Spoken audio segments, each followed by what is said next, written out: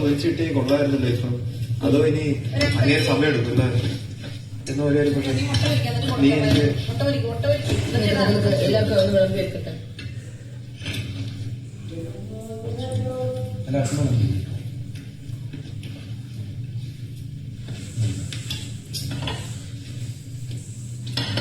ചോറ് കുറച്ച് വിളമ്പിട്ടുള്ളൂ. പിന്നെ ചോറ് വിളമ്പുന്നവർക്കാണ് കറി കറി പയർ. നിങ്ങളിത് കണ്ടിട്ടുണ്ടാവും എനിക്കറിയാം. എന്നിരുന്നാലും ഇതൊന്ന് കണ്ടുവെക്ക്, എന്നിട്ട് ഞാൻ ബാക്കി പറയാം. ഇന്ന് എപ്പിസോഡിന്റെ ലാസ്റ്റ് അനുമോൾ ഇരുന്ന് കരയുന്ന ഒരു സീൻ ഉണ്ടായിരുന്നു. സത്യം പറഞ്ഞു കഴിഞ്ഞാൽ നെഞ്ചു പൊട്ടി കരയുന്ന അനുമോളെയാണ് നമുക്ക് അവിടെ കാണാൻ സാധിച്ചത്. തികച്ചും ഒറ്റപ്പെട്ട് എല്ലാവരാലും അറ്റാക്ക് ചെയ്യപ്പെട്ട് അവിടെ ആരുമില്ലാത്ത ഒരവസ്ഥ, മനസ്സിൽ നിന്ന് ഉള്ളറിഞ്ഞ് ചിരിക്കാൻ പോലും പറ്റാത്ത ഒരവസ്ഥ. അതായത് കൂടെ നിൽക്കുന്നവർ പോലും വെറുപ്പും വിദ്വേഷവും അത്രയും കാണിക്കുന്ന ഒരവസ്ഥ എന്ന് പറഞ്ഞു കഴിഞ്ഞാൽ അത് ഉള്ളുപൊട്ടി മറ്റുള്ളവരുടെ മുന്നിൽ കരയാൻ പോലും വയ്യ. കരഞ്ഞാൽ പോലും അതിനെ കുറ്റപ്പെടുത്തും.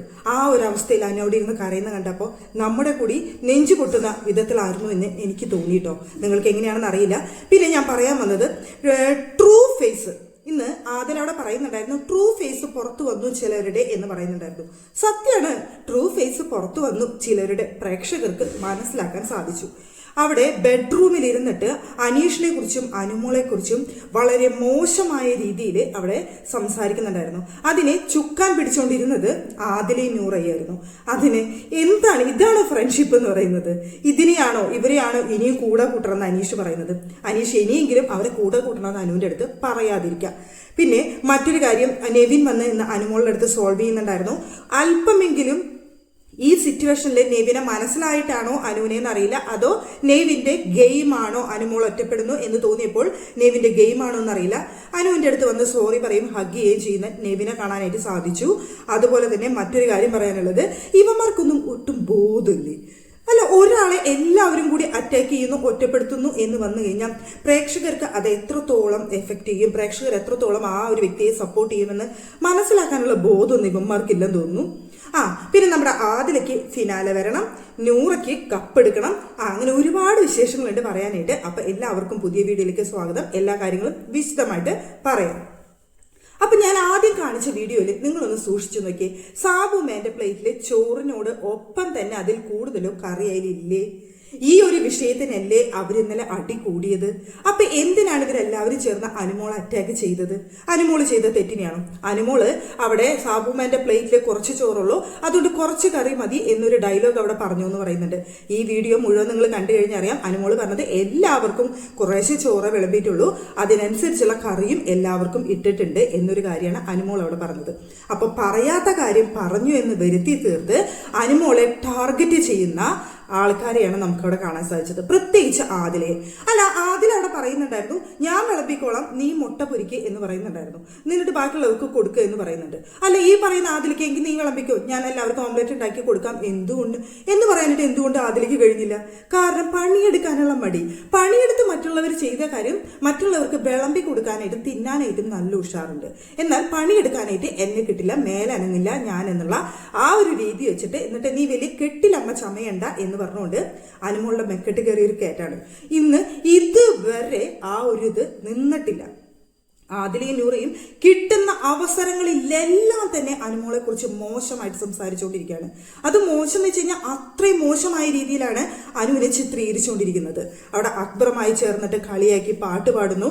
അക്ബർ പറയുന്നതിനനുസരിച്ച് അത്രയും മോശപ്പെട്ടവളാണ് അവളെന്ന് സമ്മതിച്ചു കൊടുക്കുന്നു. അവൾ അങ്ങനെയാണ്, നന്നാവില്ല, എന്താ ചെയ്യുക എന്നൊക്കെ പറഞ്ഞുകൊണ്ട് നൂറയൊക്കെ സംസാരിക്കുന്നുണ്ടപ്പോഴേ എനിക്ക് പുച്ഛം തോന്നാന്ന് പറഞ്ഞു കഴിഞ്ഞാലേ ഇത്രയ്ക്ക് പുച്ഛം തോന്നിപ്പോയി. ഇവളുമാരൊക്കെയാണ് ഫ്രണ്ട്സ് എന്ന് പറഞ്ഞിട്ട് കൂടെ കൂട്ടി നടന്നത് അനുമോള്. എന്നിട്ട് ആ കൂട്ട് വീണ്ടും ചേർക്കാൻ വേണ്ടിയിട്ട് അനീഷ് ഒന്ന് ശ്രമിക്കുന്നുണ്ടായിരുന്നു. അനീഷ് വിചാരിച്ചു അവർ തമ്മിൽ ഫ്രണ്ട്സ് അല്ലേ, ഇനി പ്രശ്നങ്ങളൊന്നും കൂടുതൽ വേണ്ട എന്ന് വിചാരിച്ചിട്ടായിരിക്കാം ചിലപ്പോൾ അനീഷ് അവിടെ അത് യോജിപ്പിക്കാൻ നോക്കിയത്. പക്ഷെ യോജിക്കാത്തത് തമ്മിൽ യോജിപ്പിച്ചിട്ട് വല്ല കാര്യമുണ്ടോ? ഒരു കാര്യവുമില്ല. ആ ഒരു ഫ്രണ്ട്ഷിപ്പ് നിലനിൽക്കുന്ന ഫ്രണ്ട്ഷിപ്പ് അല്ല. കാരണം പുറത്തിറങ്ങിക്കഴിഞ്ഞാൽ ഈ ഓന്തിന്റെ സ്വഭാവമുള്ള ഈ രണ്ട് വിഷവിത്തുകളെ അനുമോള് പൂർണ്ണമായും തിരിച്ചറിയുന്നത് അപ്പോഴായിരിക്കും. അപ്പോൾ ആ സമയത്ത് അനുമോൾ ഇവരുമായിട്ട് കൂട്ടുകൂടും തോന്നുന്നുണ്ടോ? അത് അനുവിന്റെ ജീവിതത്തിൽ പറ്റുന്ന ഏറ്റവും വലിയ തെറ്റായിരിക്കും എന്നാണ് ഞാൻ പറയുന്നത്. പുറത്തിറങ്ങിയതിന് ശേഷം ഇവളുമാരെ കാല് പിടിച്ച് വന്നാൽ പോലും ഇവളുമാരെ കൂടെ കൂട്ടരുത്. കാരണം അത്രയ്ക്കും വെടക്കുകളാണ് രണ്ടെണ്ണം എന്നാണ് ഇവിടെ എനിക്ക് തോന്നിയത്. അനു, നിങ്ങളൊക്കെ എൻ്റെ കൂടെ കൂടിയത് ഇതിനായിരുന്നല്ലേ എന്ന് ചോദിച്ചു അനു. ആ ചോദിച്ചത് ഈ ഒരു ഫ്രണ്ട്ഷിപ്പ് എന്ന് പറഞ്ഞിട്ട് കൂടെ കൂടിയത് എന്നെ ഇങ്ങനെ ഒറ്റാനാണല്ലേ എന്നുള്ളൊരു അർത്ഥത്തിലാണ് അനുമോളോട് ചോദിച്ചത്. അതിൽ കൂടുതൽ അനുമോൾ അവിടെ ഒന്നും പറഞ്ഞിട്ടില്ല. പക്ഷെ ഇവളുമാരവിടെ പറഞ്ഞു നടക്കുന്നത് മുഴുവൻ അവളുടെ ഫെയിം കണ്ട് ഞങ്ങൾ കൂടെ കൂടിയെന്ന് അവള് പറയുന്നു എന്ന് വീണ്ടും വീണ്ടും വീണ്ടും ആവർത്തിച്ചുകൊണ്ടിരിക്കുകയാണ്. പിന്നെ ഇവളുമാര് പറയുന്ന കാര്യം അവളുടെ വീട് കണ്ടിട്ടോ, അവളുടെ കാറ് കണ്ടിട്ടോ, അവള് നാടക നടിയായതുകൊണ്ടോ, അവളുടെ കാശ് കണ്ടിട്ടോ, ഇതൊക്കെ കണ്ടാണ് ഞങ്ങൾ അവളെ കൂടെ കൂടിയെന്നല്ല അവള് പറയുന്നതെന്ന് അനുമോൾ ഇതിൽ ഏതെങ്കിലും കാര്യം പറഞ്ഞിട്ടുണ്ടോ? അപ്പോൾ ഇവളുമാരുടെ ഉദ്ദേശം ഇന്ന് നിങ്ങൾക്ക് കൃത്യമായിട്ട് മനസ്സിലാക്കാം. ഒന്ന്, ആദിലേക്ക് ഫൈനൽ 5 വന്നേ തീരൂ. ഫൈനൽ 5 വരണമെന്ന് ആദിലേറെ വല്ലാത്ത ആഗ്രഹമാണ്. അവിടെ അനുമോളെ നെഗറ്റീവാക്കി അനുമോൾക്കെതിരെ ഗെയിം കളിച്ചു കഴിഞ്ഞാൽ ഇവൾക്ക് ഫൈനൽ 5 വരാൻ സാധിക്കും എന്നൊരു ഇതാണ് ഇവരിപ്പോ കാണിച്ചുകൊണ്ടിരിക്കുന്നത്. അത് മാത്രമല്ല, നൂറയ്ക്ക് 3.5 ലക്ഷം രൂപ കിട്ടിയിരുന്നു. ഈ 3.5 ലക്ഷം എനിക്ക് പോരാ, എനിക്കിതിന്റെ കപ്പും കിട്ടണം എന്ന് നൂറ ലൈവിലിരുന്ന് പറയുന്നുണ്ട്. എപ്പിസോഡിൽ അത് കട്ട് ചെയ്തിട്ടുണ്ടെന്നാണ് എനിക്ക് തോന്നുന്നത്. നൂറയ്ക്ക് കപ്പ് കിട്ടിയേ തീരും എന്നുള്ള വാശിയിലാണ്.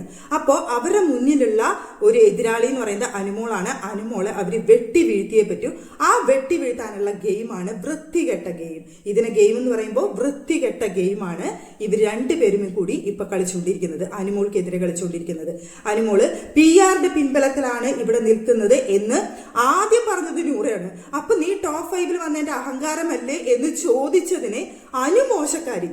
അതിന് അനുമോശക്കാരി. ഇന്ന് നൂറയെടുത്ത് ചോദിച്ചാൽ പറയണേ എന്നെ ക്യാപ്റ്റൻ ആക്കിയിട്ട് അവള് അംഗീകരിച്ചില്ല, ഞാൻ ക്യാപ്റ്റൻ പറയുന്ന അവള് കേട്ടില്ല, അപ്പൊ ഞാൻ പറഞ്ഞു എന്ന്. അപ്പൊ അവർക്ക് എന്തും പറയാം. എന്നാൽ അനുമോള് പറഞ്ഞ വാചകം അവർക്കൊന്നും സഹിച്ചില്ല പോലും. അപ്പോ അവരുടെ ഡ്രാമ എന്താണെന്ന് നിങ്ങൾക്ക് കറക്റ്റായിട്ട് മനസ്സിലായിട്ടുണ്ടാവും. അവർക്ക് രണ്ടുപേർക്കും ഫൈനൽ 5 വരണം, നൂറ കപ്പടിക്കണം. അതിന് മുന്നിൽ നിൽക്കുന്ന തടസ്സങ്ങൾ വെട്ടി നീക്കുക എന്നുള്ളതാണ് രണ്ടിന്റെയും ലക്ഷ്യം. അതിന് ഫ്രണ്ട്ഷിപ്പ് എന്ന് പറയുന്ന ഒരു ആയുധം മുന്നിൽ വെച്ച് അനുമോൾ ആദ്യം തന്നെ വീഴ്ത്തി. ഇപ്പൊ അനുമോളെ മെന്റലി ഡൗൺ ആക്കി പുറമേക്ക് അനുമോളെ പക്ക നെഗറ്റീവായി കാണിക്കുക എന്നൊരു ലക്ഷ്യമാണ് ആ രണ്ടാമത്തിന്റെ ലക്ഷ്യം എന്ന് പറയുന്നത്. അത് സാധിച്ചു എന്നുള്ള സന്തോഷത്തിലാണ് രണ്ടെണ്ണം അവിടെ അട്ടഹസിച്ച് ചിരിച്ചുകൊണ്ടിരിക്കുന്നത്.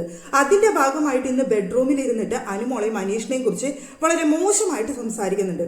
അവരുടെ ലവ് ട്രാക്കാണ് കളിക്കുന്നത്, കോംബോ ട്രാക്കാണ് കളിക്കുന്നത് എന്ന് പറഞ്ഞുകൊണ്ട് വളരെ മോശമായിട്ട് സംസാരിക്കുന്നുണ്ട്. രണ്ട് ഫ്രണ്ട്സ് ചെയ്യുന്ന കാര്യങ്ങളാണത്. അല്ല, ഞാൻ ഇങ്ങനെ ചോദിക്കുന്നുണ്ട് നിങ്ങളൊന്നും ധരിക്കണ്ട പ്രത്യേകിച്ച്. കാരണം ഒരിക്കലും ഒരു ബെസ്റ്റ് ഫ്രണ്ട്സ് ആയിട്ടുള്ള ആൾക്കാർ സ്വന്തം കൂട്ടുകാരിയെ ഇങ്ങനെ മോശമായി ചിത്രീകരിക്കില്ല, അതും പിണങ്ങിയിരിക്കുന്ന സമയത്ത്. അപ്പോൾ ഇവരുടെ ഫ്രണ്ട്ഷിപ്പ് എന്ന് വിളിക്കാൻ പറ്റൂ? അതിനെ ഫ്രണ്ട്ഷിപ്പ് എന്നല്ല വിളിക്കേണ്ടത്, ചതിയത്തികൾ എന്ന് തന്നെയാണ് ഈ രണ്ട് വെടക്കുകളെ വിളിക്കേണ്ടത്.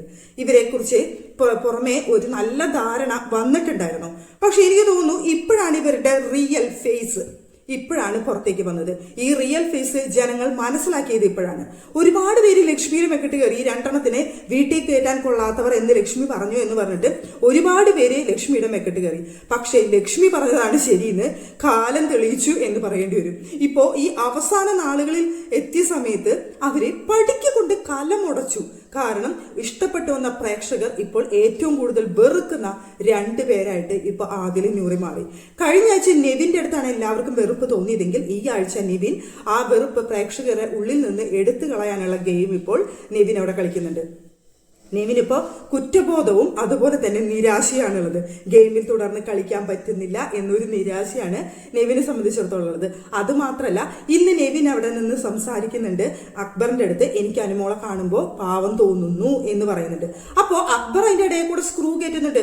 അങ്ങനെ പാവം തോന്നി കഴിഞ്ഞാൽ നിന്റെ കഷ്ടകാലം ആരംഭിച്ചു, അവളെ സ്വഭാവം നിനക്കറിയില്ലേ എന്നൊക്കെ പറഞ്ഞുകൊണ്ട് നെവിന്റെ അടുത്ത് സ്ക്രൂ കയറ്റി കൊടുക്കുന്നുണ്ട്. നെവിൻ അത് കേട്ട് ചിരിക്കുന്നുണ്ട്. പക്ഷെ അതിനുശേഷം നെവിൻ വീണ്ടും അനുമോളുടെ അടുത്ത് ഞാൻ അക്ബറിന്റെ അടുത്ത് പറഞ്ഞു ഇങ്ങനെ. അപ്പൊ അക്ബർ എന്നെ കളിയാക്കി എന്ന് പറഞ്ഞ് അവിടെ അനുമോളെ വന്ന് ഹഗ് ചെയ്ത് സോറി പറഞ്ഞ് എനിക്ക് നിന്റെ അടുത്ത് യാതൊരു പിണക്കൂല പരിഭവില്ല, ഗെയിം ഒക്കെ ഇവിടെ കഴിഞ്ഞു, എനിക്ക് യാതൊരു പ്രശ്നവുമില്ല എന്ന് പറയുന്ന നെവിനെ നമുക്ക് കാണാൻ സാധിച്ചു. അപ്പോ ഇപ്പൊ നിലവിലെ സാഹചര്യത്തിൽ നെവിനോട് ഒരുപാട് പേർക്ക് തോന്നിയ ആ വെറുപ്പിന്റെ ഒരു അംശം ഇപ്പൊ കുറഞ്ഞു എന്ന് പറയാം. കാരണം നെവിൻ ഈ ആഴ്ച കാണിക്കുന്നത് അത്രയും നെഗറ്റീവ് ആയിരുന്ന നെവിൻ ഇപ്പൊ പോസിറ്റീവ് ആയിട്ടുള്ള സമാധാനപരമായിട്ടുള്ള ഒരു ഗെയിമിലേക്ക് നെവിൻ തിരിച്ചു വന്നു. പക്ഷേ ഇവിടെ ഇപ്പൊ നെഗറ്റീവ് ആയിക്കൊണ്ടിരിക്കുന്നത് അവിടെ ആദില നൂറയാണ്. പലതവണ, ആദ്യത്തെ തവണയല്ല, പലതവണ അനുമോൾക്കെതിരെ ഇവർ പലതും കാണിക്കുകയും പ്രവർത്തിക്കുകയും സംസാരിക്കുകയും ഒക്കെ ചെയ്തപ്പോഴും നമ്മൾ പലതവണ പറഞ്ഞിട്ടുണ്ട് അനുമോൾക്ക് ഈ കൂട്ടുകെട്ട് നല്ലതല്ല എന്ന്. ഞാൻ പലപ്പോഴും പറഞ്ഞിട്ടുണ്ട് ഫൈനൽ 5 വരുന്ന സമയത്ത് അനുമോളുടെ ഏറ്റവും വലിയ ശത്രുക്കൾ ഇവരായിരിക്കും, ഇവരെ കൂടെ നിൽക്കുന്നത് അനുവിനെ നെഗറ്റീവേ വരുള്ളൂ എന്ന് മുൻപേ പറഞ്ഞിട്ടുണ്ട് ഞാനൊക്കെ. പക്ഷേ അവിടെ അനുമോൾക്ക് പറഞ്ഞ് മനസ്സിലാക്കാനായിട്ട് നമുക്ക് സാധിക്കില്ലല്ലോ. അനുമോൾ ആ ഫ്രണ്ട്ഷിപ്പ് ജെന്യുവിനായിട്ട് കണ്ടു. പക്ഷേ ഇവര് ഫേക്ക് ഫ്രണ്ട്ഷിപ്പ് ആയിരുന്നു എന്ന് അനുമോൾക്ക് തിരിച്ചറിയാൻ ഇത്രയും വൈകി. ഇനി ആ തിരിച്ചറിവ് വീണ്ടും കൂട്ടുകൂടുമെന്ന് നമുക്ക് പറയാനായിട്ട് പറ്റില്ല. എന്താ വെച്ചാൽ രണ്ടും അത്രയ്ക്ക് ഫേക്കാണ്. അനുമോളുടെ അടുത്ത് വീണ്ടും ഫേക്ക് നാടകം കളിച്ച് ഡ്രാമ കളിച്ച് കരഞ്ഞുകൊണ്ട് വന്നു കയറാനുള്ള ചാൻസ് ഉണ്ട്. അനുമോള് നാടക നടിയാണ്, അഭിനേത്രിയാണ്, അതുകൊണ്ട് അഭിനയിച്ചു നിൽക്കുന്നു എന്ന് പറഞ്ഞാൽ അനുമോളെ എത്രമാത്രമാണ് മെന്റൽ ഹരാസ്മെന്റ് അവരവിടെ ചെയ്തുകൊണ്ടിരിക്കുന്നത്. പക്ഷേ സത്യത്തിൽ അവിടെ അഭിനയിച്ച് തകർത്തുകൊണ്ടിരിക്കുന്നത് ആദിലയും നൂറയും എന്ന് പറയുന്ന 2 വെടക്കുകളാണ്. അത് തന്നെ ഞാൻ അങ്ങനെ തന്നെ പറയുള്ളൂ. കാരണം അത് തന്നെയാണ് ശരി. ഇന്ന് അക്ബർ എത്രയൊക്കെ പാരഡി ഗാനങ്ങൾ ഉണ്ടാക്കി അനുമോളെ വെച്ചിട്ട് അത് കണ്ടന്റ് ആക്കിയിട്ട് അവിടെ ബിഗ് ബോസ് തന്നെ പ്രേക്ഷകരണം ചെയ്യുന്നുണ്ടായിരുന്നു. അതുപോലെ കണ്ടന്റ് ആക്കിയിട്ട് ഇടുന്നുണ്ടായിരുന്നു. അവിടെ അനുമോളെ കൺഫ്യൂഷൻ റൂമിൽ വെച്ച് വിളിച്ചിട്ട് ഇന്ന് ബിഗ് ബോസ് സംസാരിച്ചിട്ടുണ്ടായിരുന്നു ലൈവില്. അനുമോളുടെ പ്രശ്നം എന്താണ് കാര്യം എന്ന്. എന്തുകൊണ്ട് അത് ലൈവില് കാണിച്ച സംഭവം എപ്പിസോഡിൽ വന്നില്ല? കാരണം അത് അനുമോൾക്ക് പോസിറ്റീവ് ആവും. അനുമോൾ അവിടെ ബിഗ് ബോസിനോട് ചോദിച്ചത് PR-ന്റെ ബലത്തിലാണോ ബിഗ് ബോസ് ഞാനിവിടെ നിൽക്കുന്നത്, ഈ 85-88 ദിവസമായിട്ട് ഞാനിവിടെ നിൽക്കുന്നത് PR-ന്റെ ബലത്തിലാണെന്ന് തോന്നുന്നുണ്ടോ, ഞാനിവിടെ ഒരു ഗെയിമർ അല്ലേ, എനിക്കിവിടെ നിൽക്കാനുള്ള യോഗ്യത ഇല്ലേന്ന് ചോദിച്ചപ്പോൾ ബിഗ് ബോസ് പറഞ്ഞു ഒരിക്കലല്ല, കാരണം ഇവിടെ ജനങ്ങളുടെ വോട്ടുണ്ടെങ്കിൽ മാത്രമേ നിൽക്കാൻ സാധിക്കുള്ളൂ, അത് അനുമോൾക്കുള്ളത് കൊണ്ടാണ് അനുമോൾ ഇവിടെ നിൽക്കുന്നത്, അപ്പൊ അനുമോൾക്ക് വേറെ ഒന്നും ചിന്തിക്കേണ്ട എന്ന് പറഞ്ഞ് പിന്നെ അവിടെ സംസാരിക്കുന്ന ആദിലേനെ നൂറേനെ കുറിച്ചൊക്കെയാണ്. അതൊന്നും തന്നെ ബിഗ് ബോസ് എപ്പിസോഡിൽ വന്നപ്പോൾ കാണിച്ചില്ല. കാരണം അത് അനുമോൾക്ക് പോസിറ്റീവ് ആവും. അനുമോൾക്ക് പോസിറ്റീവ് ആവുന്നതൊന്നും ബിഗ് ബോസ് അത്ര പെട്ടെന്ന് കാണിക്കില്ലല്ലോ. എന്താ വെച്ച് കഴിഞ്ഞാൽ അനുമോളെ എങ്ങനെ നെഗറ്റീവ് ആവാക്കാം എന്ന് ചിന്തിച്ചുകൊണ്ടിരിക്കുന്ന ബിഗ് ബോസ് അനുമോൾക്ക് പോസിറ്റീവ് ആവുന്ന കാര്യങ്ങൾ ചെയ്യത്തില്ല. അത് മറ്റൊരു വിഷയം. എന്തായാലും അകത്തും പുറത്തും അനുമോൾക്കെതിരെ ഗെയിം കളിക്കുന്നവരെ മാത്രമേ നമുക്കിപ്പോൾ കാണാൻ സാധിക്കുന്നുള്ളൂ. അതെന്താണെന്ന് ചോദിച്ചു കഴിഞ്ഞാൽ അനുമോളാണ് ആ വീട്ടിലെ ഏറ്റവും സ്ട്രോങ് പ്ലെയർ എന്ന് പറയേണ്ടി വരും. അല്ലാന്നുണ്ടെങ്കിൽ ഇവരെന്തിനാണ് അനുമോളെ മാത്രം അറ്റാക്ക് ചെയ്യുന്നത്? പുറത്ത് ഒരു കൂട്ടം, അതായത് ബിഗ് ബോസിൽ നിന്ന് പുറത്തിറങ്ങിയ എല്ലാവരും കൂടി ചേർന്ന് അനുമോൾക്കെതിരെ പടവെട്ടിക്കൊണ്ടിരിക്കുകയാണ്. അകത്തുള്ളവരും അനുമോൾക്കെതിരെ പടവെട്ടുന്നു. അനുമോൾ എന്ന് പറയുന്ന ഒറ്റയാൻ അവിടെ നിന്ന് ഒറ്റയ്ക്കാണ് ഇതെല്ലാം തന്നെ നേരിട്ടുകൊണ്ടിരിക്കുന്നത്. എന്തായാലും അനുമോളൊന്ന് തളർന്നിട്ടുണ്ട്, ഇല്ലെന്ന് ഞാൻ ഒരിക്കലും പറയില്ല. ആ തളർന്ന് വീഴാതിരിക്കട്ടെ അനുമോള് എന്നാണ് ഇക്കാര്യത്തിൽ എനിക്ക് പറയാനുള്ളത്. എന്ന് വെച്ച് കഴിഞ്ഞാൽ ആ തളർച്ചയുടെ ആ ഒരു വിഷമമാണ് നമ്മൾ ലാസ്റ്റ് സീനിൽ നമുക്ക് എപ്പിസോഡിന്റെ അവസാനം നമുക്ക് കാണാൻ സാധിച്ചത്. അവിടെ കരഞ്ഞുകൊണ്ട് അത്രയും വിഷമിച്ചിരിക്കുന്ന അനുമോളെ നമുക്ക് കാണാൻ സാധിച്ചു. എന്താണെന്ന് വെച്ച് കഴിഞ്ഞാൽ മറ്റുള്ളവർ കാണിക്കുക ഒന്ന് കരയാൻ പോലുമുള്ള സ്വാതന്ത്ര്യം അനുവിനില്ല എന്നുള്ളതാണ് ആ വീട്ടിലെ ഏറ്റവും വലിയ കാര്യം. കരഞ്ഞാൽ ഡ്രാമ കാണിക്കുന്നു, ക്യാമറ നോക്കി കരയുന്നു എന്ന് പറയും. അതുകൊണ്ട് ഒന്ന് ഉള്ളു പൊട്ടി കരയാനോ അത് മറ്റുള്ളവരുടെ സങ്കടം പറഞ്ഞ് കരയാനോ പറ്റാത്ത അത്രയും മനസ്സ് തകർന്ന് നെഞ്ചു പൊട്ടിയിരിക്കുന്ന അനുമോളെ കാണാനാണ് നമുക്കിന്ന് സാധിച്ചത്. എന്തായാലും പ്രേക്ഷകർക്ക് ഒരുപാട് പേർക്ക് അനുമോളെ ഇഷ്ടമാണ്, എല്ലാവരും സപ്പോർട്ട് ചെയ്യുന്നുണ്ട്. പക്ഷേ ഈ അവസാന നിമിഷത്തിൽ ഇത്രയും സൈബർ ബുള്ളിങ് നേരിടുന്ന മറ്റൊരു മത്സരാർത്ഥി ഇല്ല. എന്ന് വെച്ച് കഴിഞ്ഞാൽ അകത്തും പുറത്തും അതുപോലെയുള്ള സൈബർ ബുള്ളിങ് ആണ് ഇപ്പോൾ പുറത്ത് അനുമോൾക്ക് നേരിടേണ്ടി വരുന്നത്. എങ്ങനെയൊക്കെ അനുമോളെ നെഗറ്റീവ് ആക്കോ അത്രയും മോശമായ രീതിയിൽ അനുമോളെ നെഗറ്റീവ് ആക്കിക്കൊണ്ടിരിക്കുകയാണ് പുറമേ നിന്ന്. പക്ഷെ അതിനെല്ലാം നേരിട്ടുകൊണ്ട് അനുമോള് മുന്നേറി വരുന്നുണ്ടെങ്കിൽ അത് അനുവിന്റെ മിടുക്ക് തന്നെയാണ്. പക്ഷെ ഈ തളർച്ച അനുവിന്റെ ബാക്കിയുള്ള ദിവസങ്ങളിൽ വരാതെ അനുമോൾക്ക് നന്നായിട്ട് ഗെയിം കളിക്കാൻ പറ്റട്ടെ എന്നാണ് ഞാൻ വിചാരിക്കുന്നത്.